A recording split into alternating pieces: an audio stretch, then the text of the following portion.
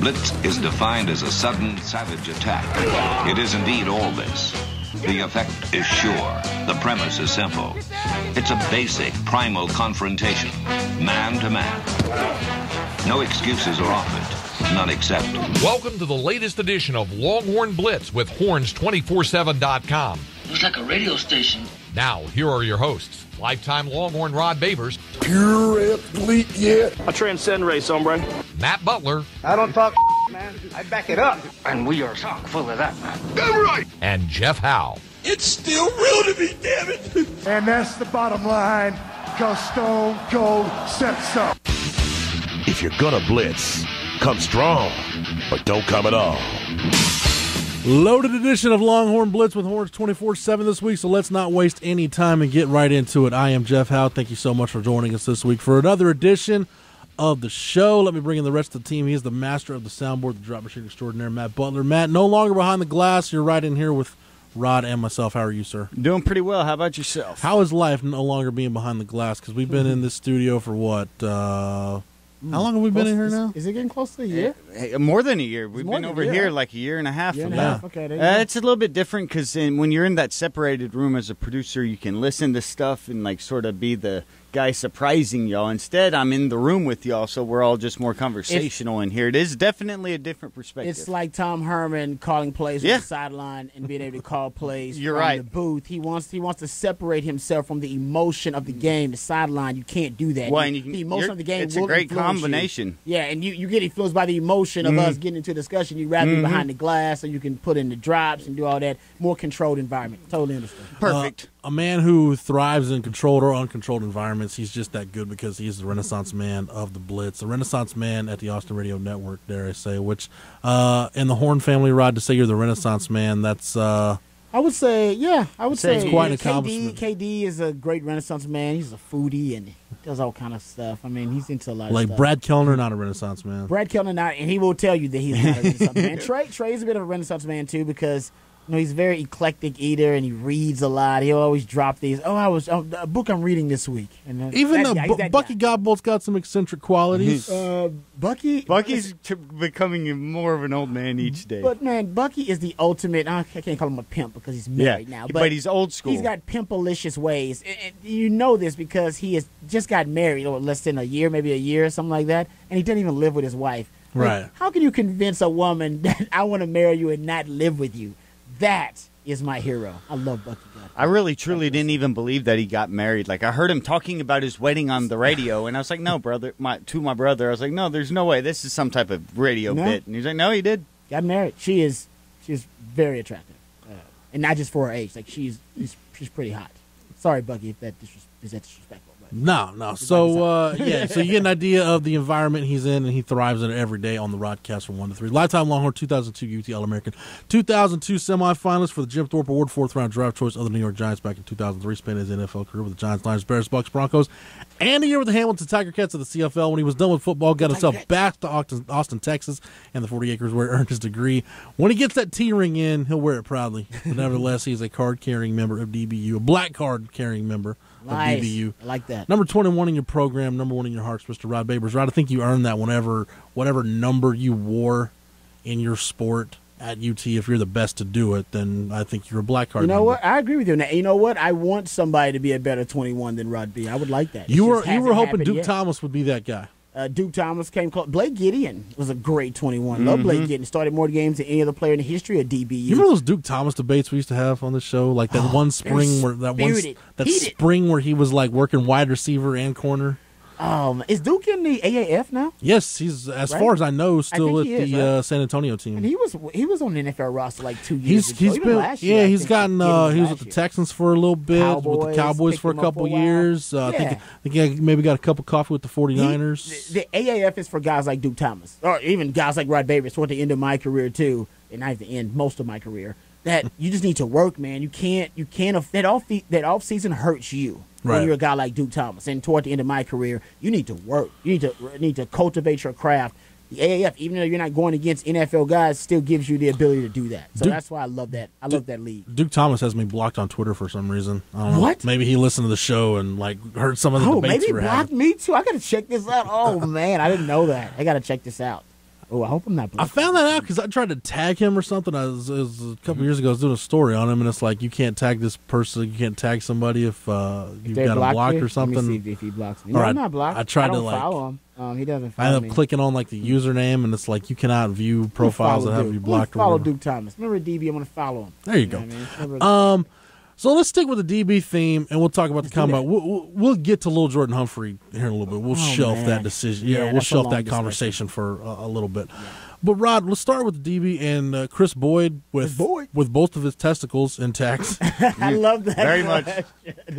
Every year, somebody gets asked the crazy question at the combine, and this year it sounds like it was Chris Boyd. A team asked him if he had both his testicles. His response was something like, "Yeah, I've got them," and don't really know why you Let me get because I I actually hope have so. the exact response. And I can. Pull That's it up like, here. does the NFL know more than I do? No, it was. Yeah, I actually could. Okay, so. But it was one of those deals where it's like, look, well, I mean, if the guy had testicular cancer, or there was some sort of accident, that would show up on a medical. No, this was. I don't know why you would need to do it in an I interview. think this was questioning testicular fortitude and manhood. Oh, so you think this was not a literal question? No, this this was one to trigger this was emotions. not literal.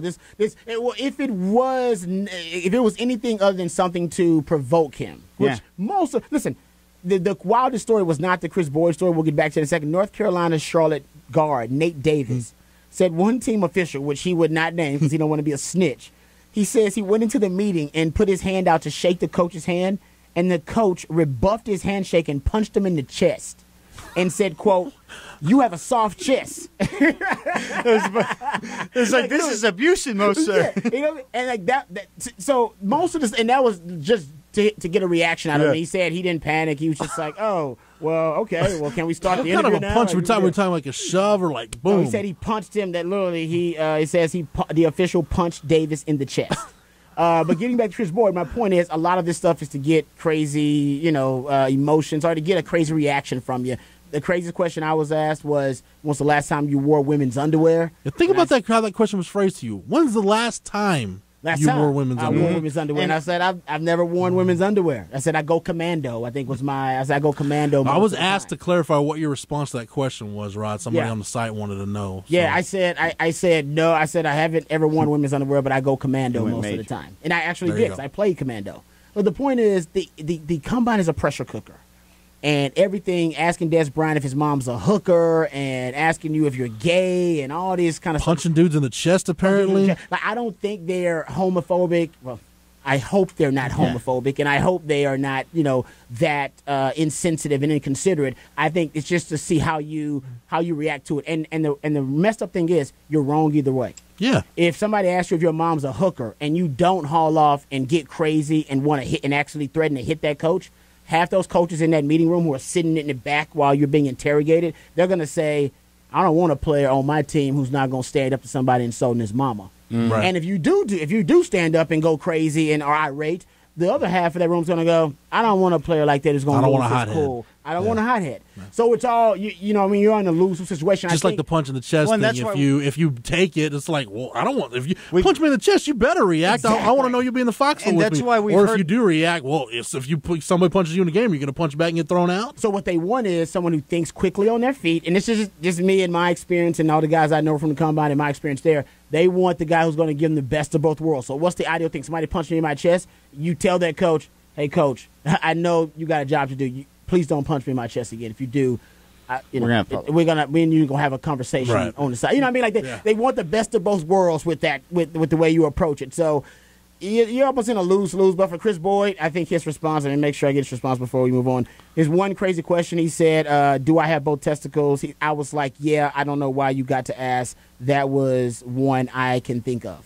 That was his response. Well, and that's where also in the recent years, because you never knew. Hell, I remember you were the first person telling us combine stories back about a decade ago. Whenever you started with radio, but it was like right when the internet and Twitter and everything was exploding, to where you weren't yearly getting these reports, or then now people expecting to see these questions, and we've seen sort of how the NFL has had to deal with these issues each year. Whenever there's a team that maybe oversteps, and it's another part of the power battle that you're dealing with, where there is a tiny bit, and it's totally just right that you end up having the teams not abuse this power, knowing that the player is in a powerless situation really can't. Yeah. They can only hurt themselves, like you said, maybe can't even help themselves, and it's because they're being put in an unfair situation. And that's why in the last couple of years you've had some teams be at least reprimanded verbally or been told that, no, this isn't a normal workplace. If we're going to be sending these kids off, we can't be sending them somewhere and then y'all are treating them like this.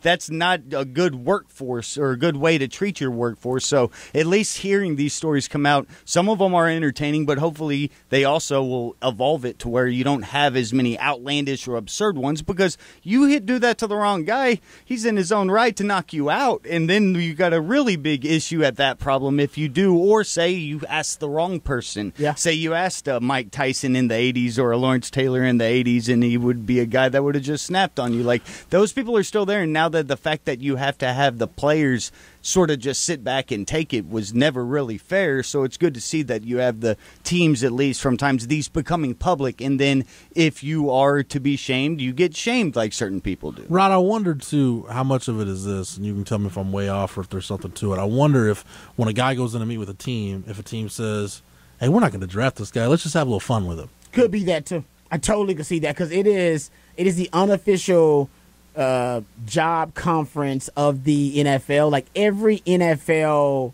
big shot, every NFL mind and person is there, whether from the TV side, the agents are all there, the coaches are all there, and it's a bit of purgatory, right? Because does tampering apply? Because everybody's there just kind of hanging out and talking and having a good time. That's why a lot of the trade rumors and stuff and trade reports come out after the combine. And the players, tampering, because you aren't on a roster. Exactly. No, and to your point, the players who are in the combine, they're not a part of a players association, but they're no longer in college, so they're in purgatory.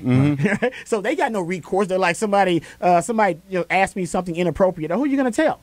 Players association are like, well, we're not affiliated with you. You're not a part of the NFL. Right. Nowadays, you can go to the internet, though, and tell, and that's you can, but that's your only recourse. And then after that, the NFL may decide, well, we don't like that guy. He's a snitch. You know what I mean? Like, so they. That's the issue that I was talking about. That you're dealing with. It is purgatory. So I think there is a lot of inappropriate conduct going on. Period, from all sides. And yes, I bet some of the coaches are like, man, I'm just gonna have fun with this guy. They get 60. I think they can interview 60 up to 60 players for 15 minutes at a time. So yeah, they're not. They know they're not going to draft, 75% of players they're bringing in. Or like, if this guy's not even on our board. But exactly, man, we're just going to have some fun. Because some coach wanted to bring him in for some. Hell, sometimes they bring the guys in and ask them about other players.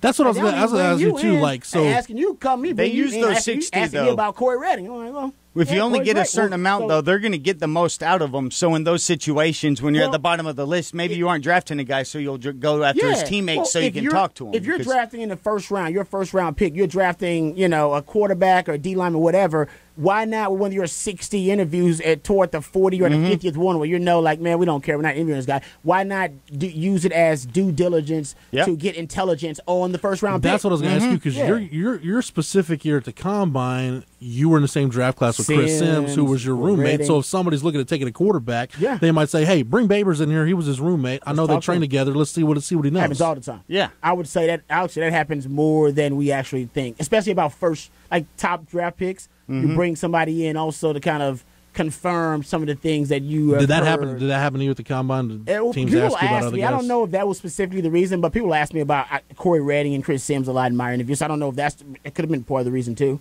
And I think I only had 4 interviews, maybe 4 or 5, if I can remember. So I didn't have that. I didn't have that many. Everybody has a different number, depending on how much they like you or whatever. I think Charles Minahu ended up meeting with like 7 or 8 teams. Yeah, everybody's got a different number. I mean, I think Sims and C-Red, I want to say both of those guys were in the 15 to 16 teams, like a lot of teams. So let's stick with the DBs, though, and look at the testing numbers. Because, Rod, I tried to find, like, combines that were comparable. Okay, like, who does this combine compare to? And, like, looking at different skill sets. And you look at Chris Boyd and his combine numbers. Wasn't terribly long.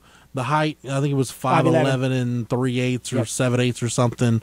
Right around the 200-pound mark. Ran a 4.46, I believe, was 4.45. 4.46 was his best time. 4.46 was his second. If you look at his skill set, you look at his projection, and you look at a combine that was comparable to his, I looked at Chidobe Awuzie's combine, and the numbers between those two guys are very similar. And the NFL fit is real similar, too, in terms of Chidobe Awuzie was a guy who was a corner in college who – the Cowboys played him as safety. He's a nickel guy that can play multiple positions in the secondary. Yeah. I think Chris Boyd has the skill set to do that in the NFL, but I think for Chris Boyd, the interview process was going to be big for him because I think teams want to know, because we saw at times at Texas how bad his eyes were, how he got lost in coverage, doesn't play well with his back to the quarterback. In terms of football IQ, how much does he know? Can he handle playing multiple positions at the next level? Yeah, well, that's what everybody does that in their interviews. I mean, they'll break down film with you. There's the question and answer period, but then there's the part where, they turn on the film. Right. Or they'll put you on the dry erase board. And they want to know, exactly what your football IQ is. It's basically a little mini test. Right. Most of the time it's film, and it's about you. It's either a bad play or a good play. And they're going to show you and be like, okay, so what were you thinking on this play? What are your reads? What are you reading number one and number two? What's your secondary read and focus after number one and number two disappears? What coverage are you in? All that kind of stuff. And yeah, for Chris Boyd, I imagine most of those plays are going to be, his bad plays. Right. And what I think they're going to ask him about, because Chris Boyd's really bad with his back to the football. And I think that's what teams realize in the Big 12. Like, when his back's to the football, man, just throw it. Just throw it, because he'll have a panic moment. And that one moment of panic is enough for that receiver to get position and for him to make a play. And we saw that time and time again on Chris Boyd, and I think that was one of the reasons they want to get double moves and they want to try to get him deep. They just want to get his back turned, because that's when he's at his worst. So for him, one of the things I think that he'll be asked about is, like, what's your plan? What's your protocol when your back is turned and you're beat? Like, what are you looking for? What are you trying to do? And when I was always beat, you find the hip of the receiver, and you want to make sure you locate it. You want to make sure you can feel it. And he can do that. This guy's fast. I mean, he's 4'4". I mean, he's a really good athlete. Secure the hip of the receiver, find it, feel it, and then look and lean. All right? Look for the ball, lean into the receiver. Those are my kind of 3 steps when I was beat. And I was a real fast corner, so I could do that. And for Chris Boyd, he doesn't have any protocol when he's beat. Like, it's just pure panic, no protocol. And I think they're going to ask him about things like that. And I know he's being taught these things. We know that. Hell, the Horns 247 article last year, which was awesome, was talked about, his improvement after that Oklahoma game. Yeah. All right, going to the Oklahoma State game when they put the GoPro on his helmet and everything. It's a great story. But it really talked about how Texas, they couldn't even figure out what was wrong with him. They had the genius idea of putting a GoPro on his head so they could see what he was looking at from down to down and within the down. And it turns out that that's the way they corrected his eyes. And he's got bad eyes. I think that actually happened a lot this year, too, where he's got bad eyes. And he can tell you, oh, coach, I'm looking at this. Coach, I'm looking at that. The film doesn't back that up. The film says your eyes get caught up in the backfield. The film says that you don't identify your receiver in man coverage. So the film says something different than what his football IQ may say. So that's what they're going to want. They're going to want to bridge that disconnect. With Chris Boyd, I've heard a lot of people talk about him playing safety, man, because he plays really well facing the football. He's got decent ball skills. He's physical as hell. He had 19 reps on the bench, more than any other cornerback. So he's strong. And he's, like you just said with Chidobe Awuzie, that comparison, he seems like just a versatile athlete overall. Mm-hmm. So if you get good coaching, maybe they can play him at the nickel in those dime packages, playing safety or playing the dime. So, of course. I mean, he could end up being drafted as high as Charles Omenihu just because of his specs, you know what I mean? And he'll be a core special teams guy, gunner, jammer, kickoff guy, whatever. No question about it. So, yeah, it's a challenge with Chris Boyd because we knew the physical dimensions and measurables were there, but that didn't translate to the film. And he's just a defensive back who's got a really high ceiling, but he's got a really low basement, too. He doesn't have really. He didn't develop a baseline as a player. That sums up his Texas career. You know what I mean? Like, how do you not develop a baseline as a veteran player, as a junior or a senior, where you have a consistent level of play and you never really drop below that? Now, you may not always play as an all-conference player, an all-American player, or play as an NFL player on that Saturday or Sunday, but you never look like you're a guy that doesn't belong on the field. No, and there were times where it was week to week with him too. Like, you pop in the Oklahoma State film, you're like, I'm not touching this guy till maybe the 6th or 7th round. You pop in the West Virginia tape of him going against David Sills, you're like, wow, this guy's probably a top 100 pick. First team all Big 12, defender. And that, I mean, and I think that is the conundrum. So which is the real Chris Boyd? And the position that he plays is the worst position where you don't want to have a baseline because you can be a catastrophic error. Exactly. And just, a double move, exactly. you fall forward, then boom, we're down by 7 because you had a brain fart. Exactly. You know what I mean? And then you brought it up right there, but how you had a protocol in the panic. And that's something that is really, like, if you think about a player like Boyd who has all the physical skills, but in one situation when his back's turned to the ball, at that point he doesn't have a protocol in the panic. And, I mean, if you could find a way to fix that short-circuiting, if he's able to do that, it shows that he has all the tools to get everything done. So that's just one thing that... It's a great description, like a short circuit. It almost like, like that one part of his game. When you think about, though, like how the game hasn't slowed down for certain guys. Like, he's not the Neo in the Matrix, and we've seen the deer in the headlights look with certain players that whenever that somebody doesn't, you feel that they are uncomfortable. They are one that's hesitating, something like that. So if you have that while you're playing defensive back, while your back's turned, you're totally lost with the ball. And if you can fix it, it can be a quick fix. It's just sometimes that's something that ends somebody's career because they're never able to be comfortable in that chaotic environment. Some team may play more zone than man and like them. There you go, and that's where you can fit perfect. Yeah. Right, I watched some of the combine, didn't watch all of it, but I caught, and it might have been on one of the videos Texas put out, but Daniel Jeremiah and Charles Davis were having a conversation during the DB drills, and I forgot which one of them said it, but it's a point that I brought up here on the show to you, and we've talked about it. Guys at college level, and even guys at the NFL level, you don't see anybody backpedal anymore. No. Like most, especially in the Big 12 where you're playing a lot of quarters coverage, you're butts to the sideline, or you're just, you're in some type of zone coverage or whatever. Very few guys turn to running. And you even pointed that out this year at Texas with, I know Jason Washington coaches bump and run technique. I know they coach press, but you don't see corners. Very, very rarely do you see guys truly bump and run. Yeah. Overall, I just want to get your opinion on that because it's something we're seeing less and less in football now. No, I agree. And I think the backpedal, even when Coach Keaton was here, we were learning the shuffle technique because he wasn't a big fan of backpedals. You know what I mean? Because you were playing against all these air raid offenses, and you had these crossing routes and change direction. And even when we were in man coverage and we were playing off in man coverage, he wanted you to be able to see the route development, and he didn't want you to take yourself out of the play. So he would encourage the shuffle. And we all gotten to the point we were shuffling more than we were backpedaling. Richard Sherman big on the shuffle. I think a lot of people now are big. It seems like a more comfortable state for a defensive back, especially defensive backs are getting bigger and longer. Right. A guy like Richard Sherman trying to get down the compact stance to backpedal. It's like, well, it seems counterproductive. Well, the shuffle keeps your footwork inside. Yeah, so if you can get a good balance when you're shuffling, it serves the same purpose. But I think actually puts you in a better position to explode out the break. So I think that's where people are going. And you know what? Now, I think they just want you to be able to see the football backpedal. Oftentimes, you can see everything, but sometimes you can lose leverage really quickly backpedal. You're like almost on that 180 axis. You don't have that ability to shade. It almost allows you to swivel a little bit better and allows you to maintain leverage better than backpedaling. Is it almost change directions to both sides, basically? Yeah. Is the backpedaling versus shuffling? Is it almost the same thing? And I'm leaning on your expertise as a DB who's done it at the highest level.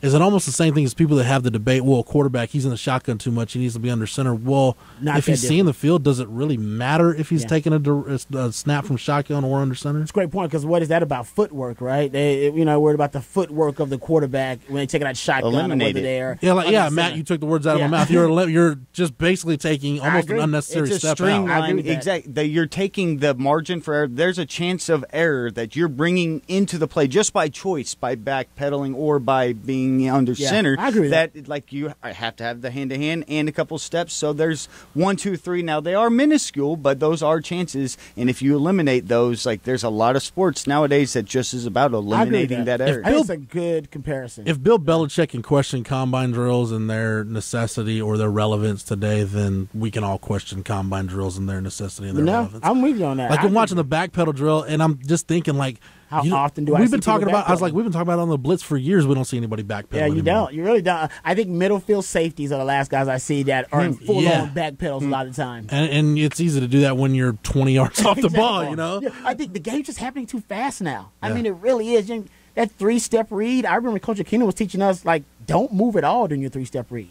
Take your 3-step read as almost a slow shuffle backwards, so that when he does pop that slant, you're right on top of him. And you're so slow where if you use the leverage right, he's got to run through you if he wants to go slant and go anyway. It's no different. Like if you go to a Texas practice, because Texas goes from the shotgun almost exclusively in the pro spread, if you watch them throw bubbles, there's no footwork involved. It's how quick can you get the ball. It's take the snap, boom, get it out, boom, get it out, boom, get it out. Like they're not working on. There's no step process in there. Your feet are already set. And what if the air raid and the spread do? Ball started coming out quickly. Yeah. So Coach Keenan's like, no, the hell with that backpedal, man. By the time you get into your backpedal, they already got the route combination going, and guys got crossing routes and slants. Same thing with the shotgun. Like you can't make that bubble right. You can't throw that pass if you have to drop back 5 steps and then throw the pass. It's just not possible to happen. Yeah. So I think you're right. I think it's just evolution, and not that both don't serve a purpose and both can't work. But I'm just saying I agree. I think there's one technique right now that's becoming more prominent. And I think that one maybe followed the other. Like the more the shotgun was, the more the DBs had to adjust how they're able. You don't have the time to backpedal and have those few steps maybe be taken advantage of. And some guys love it. Listen, John Elway says the reason he picked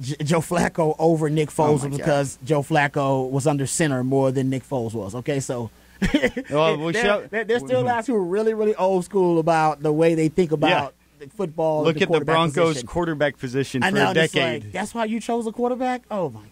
Well, and that's why. It also shows me why you chose Osweiler. Well, you can teach that, John. I mean, you can teach you can teach him how to get under center. Like Jared Goff was in shotgun 95% of the time out of the air raid, out of the Cal Bear raid offense. And when he got to the Rams under Jeff Fisher said, I can't teach him how to go under center. He's just not that good going under center. Basically, that's why he was a bust, right? Because they couldn't translate that because his coaching staff was terrible. And then Sean McVay comes in, and guess what team is under center more than any other team in the NFL? The Rams. Yeah, just if y'all want to laugh, hop onto Twitter and just type in Mike Leach and snaps because he actually I saw him recently. Tweet something about this. It was pretty good. Yeah. Oh yeah, I think I did see that too. So, just some interesting X's and O's kind of football nuance talk there. But overall, Rod, I thought Chris Boyd had a pretty solid combine. Even you could say he had a good combine. I thought he had a good combine. Like you said, the bench numbers, 19, it was more than any other corner. Mid 4.4. Yeah, which is probably,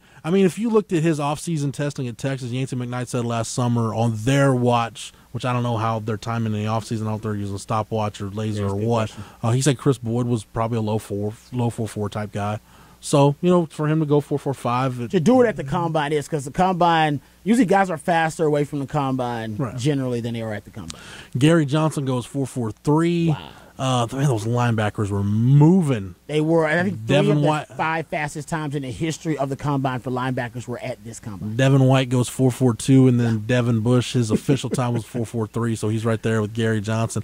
Rod, I tried to find somebody, and again, I was just looking for comparisons, guys. Larry Johnson. I'm sorry for Gary Johnson. It was almost impossible because guys that ran the same time as him, like the weights are different, so he's faster than guys that are comparable in terms of height. It's just you don't really find anything that's comparable. The closest thing I think I found, I looked at some of Ernie Sims' combine numbers when he came out, and he was in the same kind of 6'6'1". I think he was 233. I think Gary Johnson was 226. Ernie Sims ran, I think, 4.5 flat, and some of the testing numbers were pretty similar, not exactly, but it was in the ballpark. But it's interesting though when you start doing the research, Rod, in terms of like linebacker evolution now with the NFL becoming more of a spread game, you need guys who can run. So I think Gary Johnson has a chance much more now than he did even 5 years ago to not only make a roster but get himself drafted in those middle rounds. Gary Johnson is, in today's NFL, he's almost ideal.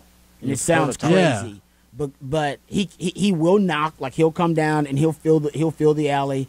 We know that he's a ferocious hitter and likes physicality. He doesn't shy away from it. And with a guy of his size, usually that's the concern. But when you got a guy that can run, and think about this now for that 2017 defense. Your two inside linebackers, Malik Jefferson and Gary Johnson, were probably as fast, if not faster, than any of the guys in your secondary. Yeah. You know what I mean? Like Gary Johnson was faster. Right than there with Chris Boyd. Boyd. You know what I mean?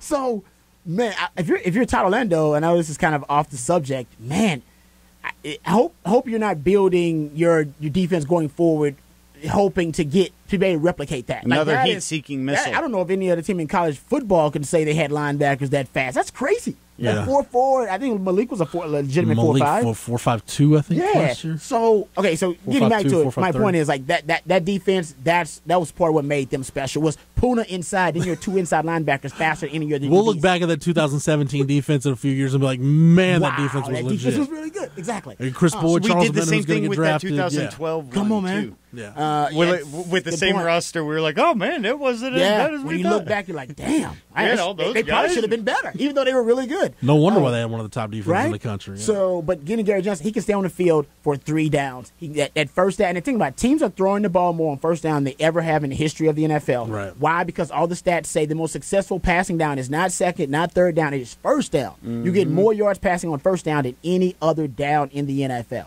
So people are passing more on first down. They used to be the slobber knocker down. And on second down now, okay, if they want to run it, but teams probably are going to throw it more on second down than they did on first down. All right? And then you have third down, which is because traditionally passing down. So the game's just becoming more of a spread game. They're passing more. If you got a linebacker that can run 4.4, that means he can line up and play an Alvin Kamara or line up and cover guys in the slot like a Todd Gurley. He can line up and cover tight ends. I mean, that's how the Patriots were able to get their advantage on the Rams. Remember, they have 21 personnel, but then they spread everybody out. They went empty formation out of 21 personnel, which had only been done, I think, 11 times by all 32 teams the entire season, 11 times total. And what they did was they found matchups. They found linebackers and safeties that couldn't cover tight ends and running backs. Gary Johnson, that's not a matchup advantage. He can run 4.4. He can cover that wheel route with Kareem Hunt coming out of the backfield. Not a lot of guys can do that. So I think he's going to end up, if he makes, I think he'll end up making a roster. He'll be a late pick because he's small. He'll be a value pick. But I think he's got a chance to stick on a roster. It ended up being like potentially a starter in the league like at one point. He's that kind, to me, he's that kind of player. Yeah, and he's at the position where you sort of find value with him, and normally good teams are the only ones that root those out, so he'll be that guy that's a third or fourth rounder that ends up being a guy that produces day one or something that you sort of come and out of nowhere. special teams, a linebacker running the 4.4, I know they don't, the kickoff doesn't matter anymore, but still, that's every special team unit right there. So we say Rod Gary Johnson's draft value probably 5th, 6th round. Yeah, late I'd 5, say early so. 6. And I hate to say that because I think he's a better player than that, but that's the NFL. Yeah, and with the position, it'll just go down. Yeah. Chris Boyd probably late day 2, early day 3. Yeah, I mean Chris Boyd, 4th round, 3rd, 4th round, somewhere in there. Yeah. So let's talk about Charles Omenihu, because I know a lot of people looked at the 40 time, which when it got adjusted to the official time, it wasn't that Was bad. it 4.92? 4.92. Yeah. He'll run it faster at the pro day. Yeah. Demons don't have to run. It's crazy. It just shows you the Great depth point. of this D-line class, Rod. There's a couple ways to look at the depth of this D-line class. When you look at Charles Omenihu, who's 40, LJ Collier, who's been at TCU, who's been getting a lot of buzz shooting up draft boards. Yes. LJ Collier went 4.91. Yeah. And then Jerry Tillery out of Notre Dame, who's considered a top 70 type pick. Jerry Tillery went 4.93. So Charles Omenihu's right there. And again, the depth of this D-line class. Taco Charlton a couple years ago was a first-round pick. And I know I've used a couple Cowboys guys comparing combines, but that's what I know. That's in my wheelhouse because that's what I study. If you look at the combine numbers between Taco Charlton and Charles Omenihu, they're almost identical. Wow. And you're talking about a guy that went in the first round and probably, in terms of that value, that draft where it was valued, it was probably valued as a top 20 to 25 guy. Yeah. Charles Omenihu might not go in the first 90 picks. Crazy. Right now, I've been seeing him as like a late 2nd, 3rd round guy. And you're right. I mean, he's got arms that are long as hell. I didn't go look at the arm length and see 36 and a half, I think. Matt, you can correct me but on I do that. remember at the Senior Bowl, what they say 36. it was the longest. 36 it was the longest at the Senior Bowl in like 4 or 5 years. Since DJ Fluker. Yeah. Yeah, Nick Bosa's 33, so he's got 3 inches on Bosa. And he's got great film and BGO, and everybody knows he's got two things that he uses Ball get off. Yes, at his advantage when he's rushing the passer, and he even brought this up in his combine interviews. I got a chance to watch some of them with the media, not with the teams, obviously. And I'm sure they asked him about it. He said, my BGO is off the charts. I know I'm really good at it. That's how I disarm the offensive lineman, because you better start thinking about getting to the, making me run the bubble and getting already, shuffling out there to make sure that, you can meet me at the mesh point. And he said once they're usually on skates because they're trying to keep up with my BGO, that's when I use my length. And I can usually get them moving one way or the other. I can feel that out, and that determines his next move. Maybe it's going to be a spin move. Maybe it's going to be a rip. Maybe it's going to be whatever it's going to be is kind of based on what their body weight's doing. Yeah. And I love that. That shows him maturing as a player. Grad level stuff right there. Yeah, it is. And I was like, that makes perfect sense, too, because, football IQ. Every offensive lineman's, their pivot, where they pivot is different, and where they like to shift their weight's different, depending on, if they believe that, they can make him run the bubble really quick, or if they have really good hips, or if they have a good punch at the initially, whatever. This is leverage. Yeah, whatever it is. So he's filling that out, and then he changes his pass rush moves depending on what the offensive lineman is doing. And to me, that just shows you that's a guy that's thinking at an NFL level. So we know he's a really good pass rusher. Todd Orlando proved he can also stop the run by playing him inside in the tight, the 4-eye, and all that kind of stuff. So for him, running a 4.92, I think he'll run a 4.8 something at the pro day. But, man, I think there are teams that are going to fall in love with Charles Omenihu. Yeah, you look at his evolution as a recruit, and he's kind of the poster child I think Tom Herman wants to use going forward for this program. And look how you can come into a program, even though you had the coaching change, the staff only had him for 2 years, but look at the development he made by the time he left. He came in as a real wiry 230-pound guy. I mean, I remember Vance Bedford saying, look, we didn't even really want to play him as a true freshman, but they didn't have any choice. They had to get him out there for depth purposes. And Charles, coming up as a recruit, he was always had just a natural feel for pass rushing, but the question with him was, number one, where's his body going to go?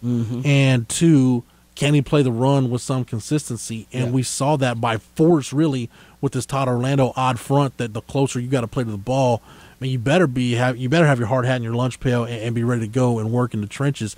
And so he's always had that natural pass rush ability, became a better run defender. We saw what the strength program did. Came in at like 235 and leaves weighing 280 at the combine. So crazy. That just shows you kind of what you could do if you put the work in. Yeah. That 50 pounds of muscle, it's like how we always would talk about Orakpo was the poster child. He came in at 6'4", 215, left at 6'4", 255. And when you see these wiry pass rushing frames that come in like this. But, Rod, you talk about the student of the game part, and I'll always remember this about Charles because, I asked him about this after the Texas Tech game in Lubbock, and I think this just shows you how deep in the film study he was. Remember that game where it really turned, and you look at the end of the game, and this is where you can say Texas probably won the game. Tech has a fourth down at like the minus 36. I remember this play. They got a 4th and 1, and Charles says he goes and taps Chris Nelson. He said, move over. I'm lining up over the ball, and I'm going over the top. Because he said he studied film. He said every time they go under center in short yardage, it's always a quarterback sneak. It's never been anything else. They call quarterback sneak. He goes over the top. They stop it, and they score a touchdown 3 plays later. That's that. And over the top is even like that just makes you feel good. Like, wow, this is a guy that really gets shows football IQ. Shows, like you said, the film study. Shows leadership, and then the application in real the chaos. Time to recognize it. No, I'm with you. I think that somebody's going to get a steal with Charles Omenihu, and you're right because it's not his fault. It's just he's going to drop to the 3rd round or something just because. Man, it's just so many freakish defensive linemen. It's the deepest defensive line draft we've probably seen in 30, 40 years. It may be the deepest ever. That's what they're saying. Yeah. In terms of athleticism, you had make sure I get it right. You had 3 D tackles run 4.7 or faster. Yeah. You had 9 one edge ran a rushers 4.58. One 4.65 or better. You know what D Montez Sweat went 4.42. He ran a faster time than Odell Beckham Jr. It's like, what the hell is going on? They're making defensive linemen different than they used to, man. I'm with you. It's crazy. It's crazy. It's just the modern evolution, of the game. Bigger, faster, stronger, and then now these guys with this explosivity that have been training and specialized since they're young are able to. It's even another thing that's a totally different conversation for another day, but us as Longhorn fans always follow, like, say, when Aaron Ross married Sonia Richards-Ross, and how, like, whenever you started to see these genes, yes, but there was an article that came out, and I heard a lot of NBA people talking about it whenever Steph Curry came into the league, and he was, like, one of the first. There was only there's single-digit amount of kids of NBA players that were in the league now. Now there's over 20 of them, and it sort of coincides with females getting the rights to go get scholarship athletes in the 70s and 80s. So then you started to have more females be able to meet males in college that were athletes, and you just had this whole generation of kids. The last 5 years have spawned where when you said Odell Beckham, it's jumped into my mind, because Odell Beckham's mom was a track star athlete and dad. So you have a lot of these multi-athlete parents, and the Bosas are one of those families, and along these lines, and we see them at Texas all the time, that now they're just going to be so many more and more just great athletes. Hell, look at the basketball team at Texas with Jackson Hayes. Mom played college basketball. Dad played tight end 12 years in the NFL. No, it's a theme everywhere across all of college sports. It's the really Westlake community good indicator. We've been talking. Yeah, it's a great example of that. I agree. Yeah, happening everywhere. Right. So we'll talk about Devontae Davis. We'll talk about Devontae Davis the closer we get to the pro day, and we'll talk more combine stuff when we get to the pro day, because we got some more ground we got to cover. But we can't have the show without talking about Lil Jordan Humphrey's combine. Rod, there were draft analysts who have said the worst combine they've ever seen, one of the worst combine performances they've ever seen. That's not fun. There's no way, Rod, you could. Here's the only way I found you could put a positive spin on LJ Humphrey's combine. Please do. Ready? This is the only thing I found. And trust me, I racked my brain for a long time figuring out how can you put some lipstick on this pig. If a team really liked him and said, man, we'd probably take him in the third or fourth round, they're looking at him now saying, man, we can probably get him in the sixth or seventh. Hell, maybe we don't even have to draft him. But maybe if we've got some of those picks, 6th, 7th round, boom, we take him right there. He'll be there in the 5th round, probably 4th or 5th round. I think it's safe to say at this point. Yes. Yeah, exactly. Yeah. So because, and I don't want to sound like I'm knocking Lil Jordan Humphrey personally, but the numbers are what they are, and it's not good either way, because you can talk about, we know his game isn't built on speed, right? But I think, Rod, to me, the bigger issue is you knew speed wasn't your number one asset, yet you showed up 20 pounds under your listed playing weight at Texas, which suggested on the surface, he probably did a lot of speed training to lean up and get ready. And then you go out and go 4.79 or 4.75. So to me, Rod, forget the time. The bigger question I think Lil Jordan Humphrey's got to answer now is, what were you doing between the bowl game and the combine to get yourself ready? And that's what I brought up on the show. I said obviously you have to improve the 40 time, and none of us who've watched him believe he's a 4.79. No, or he's the slowest wide receiver. I was thinking worst case he would be mid 4.6s. Yeah, he's got the slowest wide receiving time at the combine. I gotta go look back at the history books. They may be one of the slowest in the history of the combine. Yeah, like no joke for a wide receiver. But I agree with you. I think now the 40 time, and that's a big problem for a wide receiver to have a slow 40 time. The bigger issue now is everybody wants to know, well, did you take the job interview seriously enough? Is it a work ethic issue? And then you're asking about intangibles and whether this is a guy you should invest in football character and all that kind of. So now, yes, football character is being called into question. So for him, he's got, I don't know when the Texas Pro Day is, 3 weeks or something like that. Yeah, 3 weeks, something like that. Well, you got 3 weeks another. You got 3 weeks, man. Because the thing is, if they take your best numbers now, it will hurt you. But if you put up a good it's time, Wednesday the 27th. Okay, so he's got about 3 weeks. He's got to get that 40 time down, and I'm with you. I think some teams still really loves him, and now they're thinking, "Ooh, thank God!" Yeah, because now I get him in the 6th and the 7th. There's a couple of teams. Yeah, because there's still 2 or 3 teams. And he's the type of receiver that doesn't need his top end speed. He does a lot of his stuff underneath too, and he has ball skills. What we all loved about him was that he was a running back trapped in a wide receiver's body. Unfortunately, now we have more clarity. He's a running back trapped in a wide receiver's body with tight end speed. And not even elite tight ends these days. We're talking about just blocking tight ends. Yes. You know what I mean? He's lumbering old Gronk speed. yeah, exactly. You look like old Gronk out there. So I think for him, I think he's going to be good. I think once he makes an NFL roster, the hard work will be done for him. This is the hard part for him. He gets on the NFL roster. You put him in the slot, and you have Lil Jordan Humphrey running routes. I think we all agree. Then he starts looking like the guy that was one of the best wide receivers in the country this year. He's a unicorn, man. He's got to go to the right place though too. Right. Gronkowski ran a 4.79 at the combine. Gronk did? Yeah, 4.79 on his first and a 4.68 on the seventh. There you but go. It's just funny that's it. But yeah, so I think for him, he's got to go to the right spot, and somebody wants to use him as kind of that flex tight end.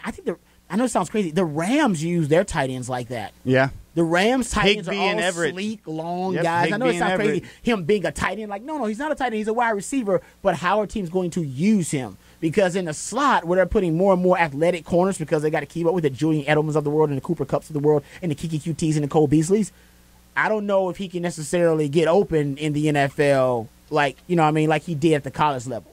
He's not going to be playing against the third or fourth best corner every down like he did in college. He's going to be playing sometimes against the second or the best cover guy on the team because teams are investing now in the slot cornerback. Because none of his other tests, Rod, were great. No, Like, the bench was terrible too. Yeah. The bench was. Make sure I get the bench. Yeah. I was upset about the bench. Was it 13? 13 reps on the bench. I was upset about that because I was like, man, 13 reps. I think I was doing. Come on, man. That's like literally freshman year of. Didn't you do college. like 15, Rod? I think I did like 15 or 16. Like, man, you can do better than 13. You can do Even better with than 13. long arms, He's you should. He's like almost 6'4". He was 220 something during the season, right? I expected strength to be something that he was, was an asset for him. No pun intended there, strength, but turns out it wasn't the case. So yeah, I wondered too what he was doing. Whoever he was working out with, man, you need to move on quick, fast, in a hurry. And go to another trainer or go to a track coach, you know what I mean, and figure out how to get your start together. What I found, I watched this 42. Either that or I'm ready to fire my agent for setting me up with somebody bad. He's and I know this is a track guy. He's a very inefficient runner. He's got a lot of wasted movement when he runs, which is not good for a 40. That's what you train for, right? Yeah. No wasted movement. Start, drive out of the Exactly. But that's what combine prep is. True. They train you how to run the 40. I'm with you. I don't know what he was doing. That's what I'm saying. I watched. I was like, he doesn't look like a guy who's been trained to run the 40. And so has he been trained to run the 40? He looks completely different from the guy he was during the season. Like he had some muscle definition in his nice, arms. Skinny and yeah, I agree. It didn't look good. Not a good look. That's what I said.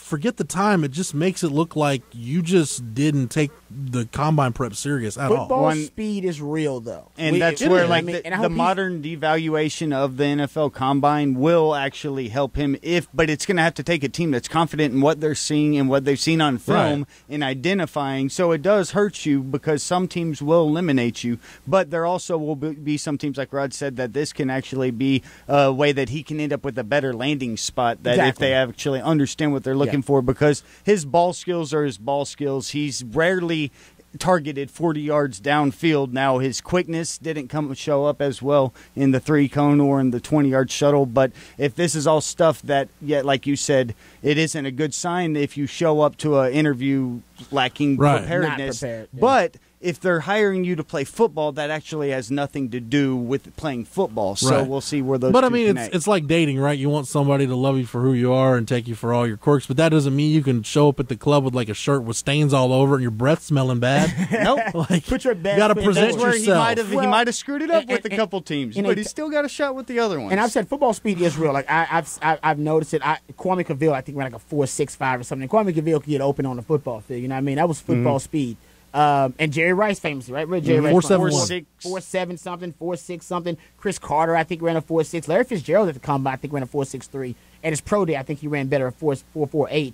Anquan Bolden ran a 4.7. So football speed is real. He's got to hope that NFL coaches still believe in that. But in a data-driven era that we currently live in, and Tom Herman is one of the believers in this, they want to see documented real times, whether it be track times or whether it be the electronic time. They were like, well, no, we're not going on football speed, folklore, and legend anymore. No, what do you run in the 40-yard dash? I need to know. What do you run in the 100-yard dash? Because we know what your ceiling I can want to be. know. And that's why Gary Johnson, go look at Tom Herman. He's really big on track times and really big on guys who run those official, track times, whatever it is, because he knows that's documented speed. So for LoJo and Humphrey, in this day and age, you don't hear people say football speed as much as they used to. 10 years ago, it was like football speed, football speed, football speed. Now it's like, nope, white boys can run too. You need to improve your 40-yard dash time. There are ways to do it. You know what I mean? So Yeah, I think it's going to hurt him tremendously, but I do think he can play. He's a ball player. I know that. I know watching the film he can play ball. I give it the right to him. I think we all know that. Yeah. Another guy who we know can play ball, and again, we'll talk more about combine stuff as we get closer to pro day. A guy we know who can play ball is Parker Braun, and Texas has added a grad transfer offensive lineman. The second offseason in a row, really third offseason in a row for this Tom Herman regime where they have had needs in the offseason and they have used the grad transfer market or the junior college ranks or whatever to address those needs. Actually picked up 2 linemen this week, Willie Tyler, a JUCO product out of Iowa Western, and you get Parker Braun. But what does he play? Willie Tyler's going to be a tackle, but he's going to be more of a red shirt, stash away, developmental type guy. Yeah. Parker Braun, and let's get this out of the way on Parker Braun. It's been kicked around that he could redshirt potentially because he does have a redshirt year he can use, but Texas doesn't make this move if they're not planning on using him. Why would you redshirt in all ACC? The thought would be is he wants a year to develop maybe in an NFL system coming from the Georgia Tech system, but let's be real. They're an old option. If you're Texas, you don't make this move unless you're getting the guy right away because he is a plug-and-play instant starter at left guard probably in all likelihood. Yeah. That lets you look at your right guard battle probably between – I really think you take – But if he sucks and plays less than 4 games, he can still redshirt. It's just a technicality that he has. Like, he's eligible for it. I think you take Kerstetter and Okafor and figure out which one of those guys is better and maybe plug one at tackle or let the other one compete with Junior Angilau for guard or whatever. I really think you're going to find 2 starters between those 3 guys, Angilau, Kerstetter, and Okafor for right guard, right guard, I agree right with tackle. that, right tackle, right guard. And actually, Kerstetter Rod is a guy that I like really to be a more souped-up version of what you had with Elijah Rodriguez in terms of he's your sixth man. Army knife, He's your guy that can play any position you need. need. Guard, tackle, anywhere you need him. You have a disaster. Okay, you go in, plug in, there, we move this around, boom, keep going. Yeah, he manufactures depth for you. Yes. And I love that Herb Hand, that's one of his tentpole philosophies, right? We know that now. He wants guys that are versatile, at least 2 or 3 of those guys. And he's got 2 guys that can switch up and play different things for him. I think Okafor can play some tackle. Okafor's guard tackle, yes. Yeah, so I think, I like having that. Honestly, I would make that kind of a commandment for all offensive linemen. You know what I mean? I need 2 of those guys every year on my O-line. I think Braun's even a guy that can step in and maybe play some center for you. Oh, that's interesting. Yeah, that's a good one. I didn't think about it. He's like 6'3", 280 or something because he is considered undersized. Yeah. But he's really athletic from what I hear. And, I mean, that could be if you decide that your best guards are Angilau and Okafor, like you decide after Braun. Maybe Braun, if something happens to Shackelford, maybe instead of Kerstetter, maybe you move Braun to center, decide, okay, we're just going to beef up the interior, move Braun over to center, and flank him with these 2 guards that we really like, and then maybe you got Kerstetter or Christian Jones or whoever it ends up being right tackle. But you've got the versatility gives you options. The addition of Parker Braun gives you options. And now you got 7, 8 guys now that we can think of probably that you're going to be deciding between the rotation and who's going to play. Because Tope Amade's got a chance to get himself in there. Yeah, you brought up Angilau. I think JP Urquidez is a guy on the outside that's got a chance to maybe get himself in there and get some reps. I think this spring is huge for those 2 guys. I think this staff now, those guys as 4th-year juniors, you really got to figure out, okay, can these guys play or not? No question, because then you got to decide, all right, this class that we're redshirting of offensive linemen. Because if you decide, for instance, like JP Urquidez, you decide, okay, he's not a guy. Okay, it's Christian Jones or is Reese Moore a guy? Yeah. Because we need to get them those practice reps. Agreed, yeah. So this is one of those springs. Or like Tope Amade, if you decide Tope Amade is not a guy, then Rafidi Girmay needs to be getting those reps this spring. Yep, or whatever. But yeah, it's like we talked about last year with Calvin Anderson, and then you also bring in Trey Watson the year before. You need a kicker, you go get Joshua Rowland from JUCO. You go bring in Kendall Moore to help your tight end issue. Rod, I just like that this staff, it's not that they're reinventing the wheel, but Tom Herman's always fond of telling the players, hey, we don't miss. If you take a lazy step, we're going to see it. It's nice to see the coaches kind of repay that in terms of building this roster, saying, hey, look, if we got a hole, let's go fill it. I even heard that they even kicked the tires on potential grad transfer corners, but they decided, look, we just like Anthony Cook and Jalen Green so much that we feel like we'll just grow with these 2 young guys. But they actually took a look at, hey, do we need to bring in a corner to create a little buffer like they decided they need to do with the offensive line? So I just like that this staff is always thinking 2 steps ahead and not leaving anything to chance. Yeah, well, and the way that this staff, I mean, it just sort of spawned the last 5 years, but there's a whole nother way that you can go and fix your roster. You used to have to wait and find kids to recruit, and you couldn't rely on a transfer. It's taking a year, but I mean, now you have kids in high school just getting so many college credits that you can see them actually graduating in 2 and 3 years, and now it's so easy that you can now go shop around, and I mean, it's like you're already recruiting and looking at who's going to be eligible next year, and you can start watching film on these guys and have guys finger-picked that you want to go after if you, say, miss out on X recruit. That's something that didn't even exist 5 years ago. Yeah, I agree with that. So when you look at the roster, though, you add Willie Tyler, you add Parker Braun, and those moves are not official yet, but they're done. Yeah. When you look at this roster, Rod, they've got one spot left that they can fill, and I think they hold on to that in case something just really good comes up in the grad transfer market at running back. Yeah. Oh, that's a good point, which I've heard probably not, right? The only thing I've seen that could possibly come up is you got Tavian Feaster at Clemson, who is still with them this spring. It sounds like he's going to go through spring ball there, and then maybe make a decision after that. I don't know, but he's a guy that does have an option to be a grad transfer guy if he wants.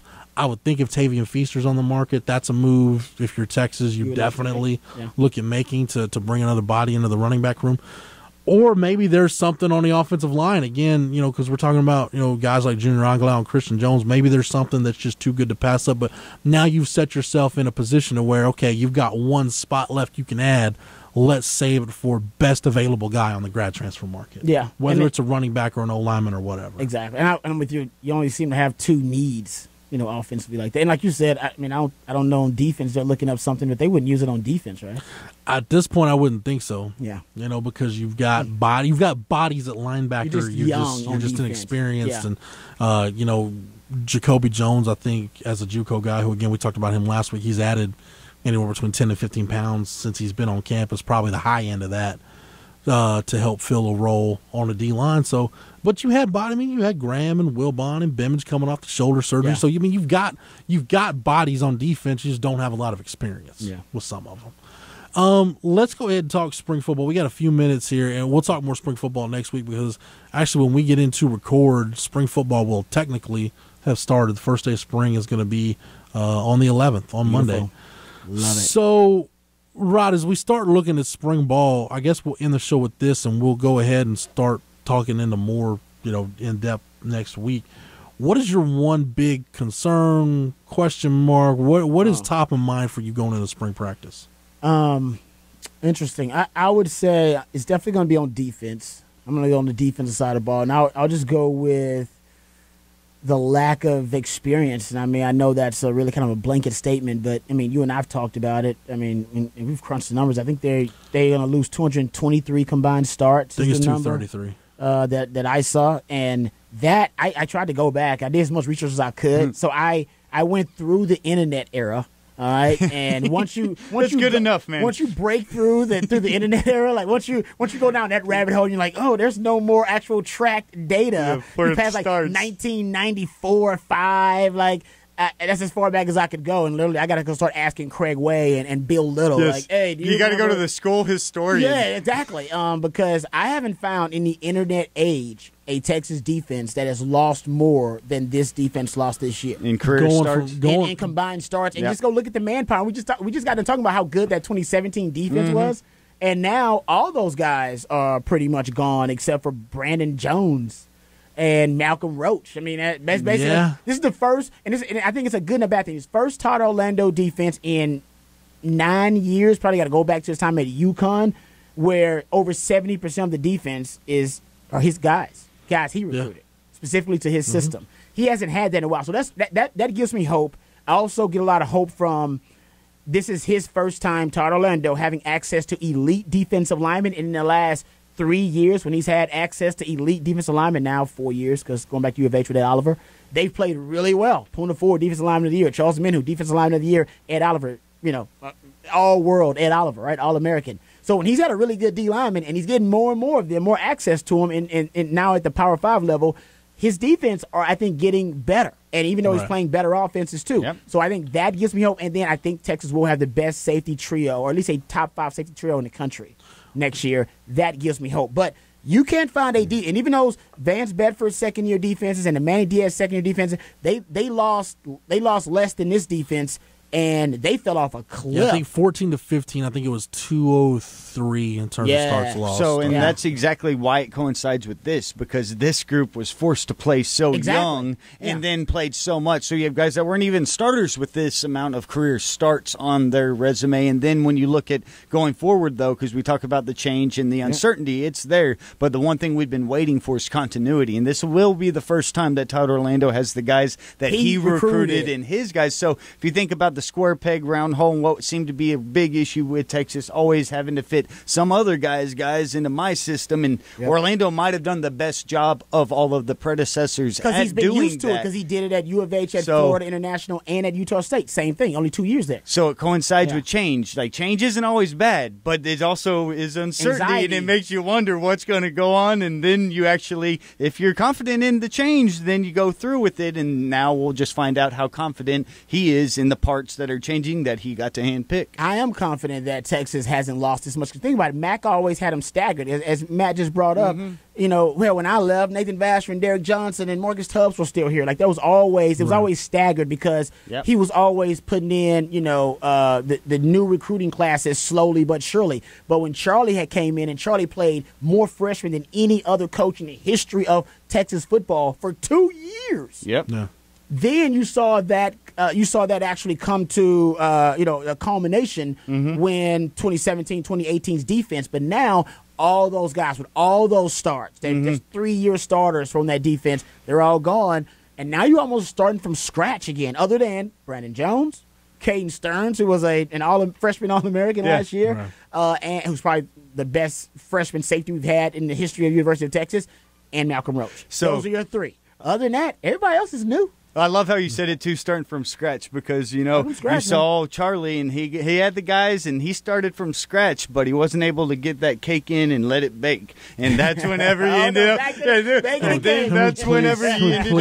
it to be Tom Herman took over his guys, and Charlie didn't get the fruits of his labor and get those guys. We're at that tipping point where Herman gets to maybe get the fruits of all those players. So he's getting to bake that cake and take it out of the oven and start to eat it now, which Charlie never got to do. Tom ate his cake. Tom ate his cake. Tom Herman did with that cake what my wife makes me do with food when it's bad in the refrigerator. We just throw it over the back fence, let the raccoons go eat it.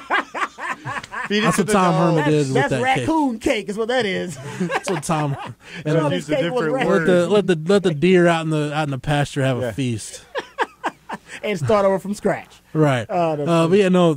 Do lose, but we didn't even we haven't talked about this, because this has happened. We've had shows in between. So Brandon Jones has the ankle surgery. He's not going to be available for spring practice. Blessing in disguise.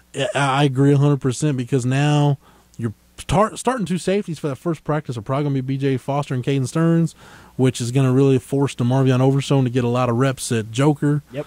So yeah, I'm excited to see what that looks like. Exactly. I think that's actually the best thing that could have happened to him, because I think Todd Orlando now he'll try to work B.J. Foster, Caden Stearns, and DeMarvion Overshown at those nickel, dimes, and safeties. I want all three of those guys to be able to play strong, free, nickel, and dime. Now, I'm saying you got to do it, but think about how versatile your defense is when you can't tell if B.J. Foster, Caden Stearns, or DeMarvion Overshown are at whichever position they're at the time, because you're moving things around. You're the master of disguise.